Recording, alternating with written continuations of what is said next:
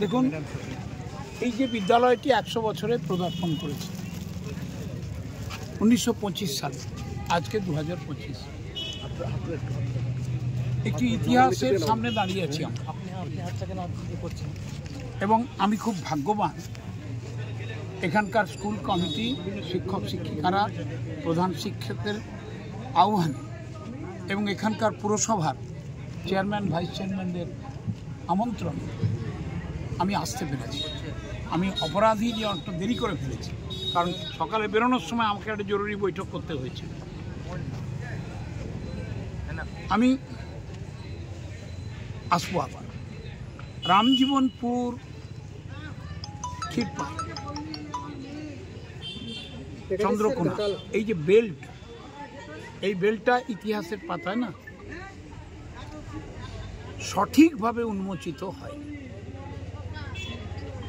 এর ঐতিহাসিক বিবর্তনের, রূপান্তরের ইতিহাস সঠিকভাবে ইতিহাসবিদরা লেখেননি। এই নিয়ে আমার অভিমান আছে, মেদিনীপুর জেলা নিয়েই অভিমান আছে ইতিহাসবিদদের উপরে।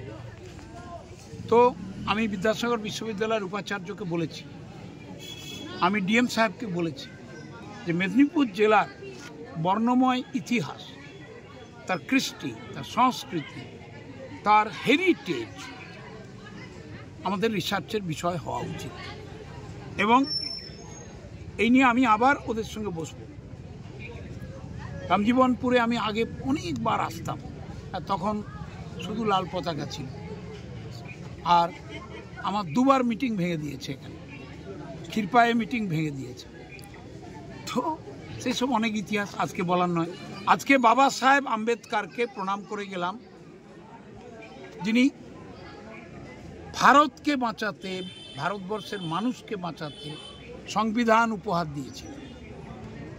1949 সালের 26শে নভেম্বর সংবিধান দিবসে এটি তিনি উপহার দিয়েছিলেন।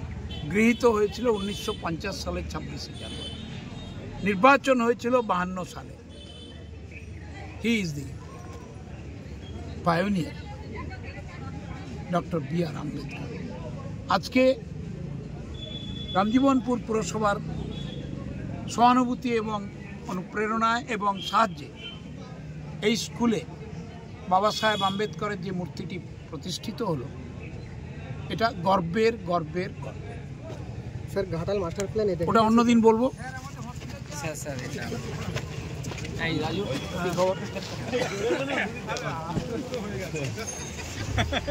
একদিনে সবগুলো বলতে নাই রে। ঘাটাল মাস্টার প্ল্যান হচ্ছে, হচ্ছে, হবে, হবে, মুখ্যমন্ত্রী কলেজ যাবে, কলেজ আগে বেঁচে থাকি তারপর পড়বো। স্যার, কলেজ যাবে, কলেজ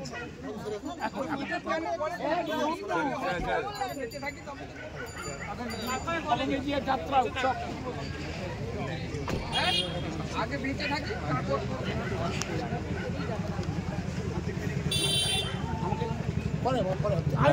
ঠিক আছে।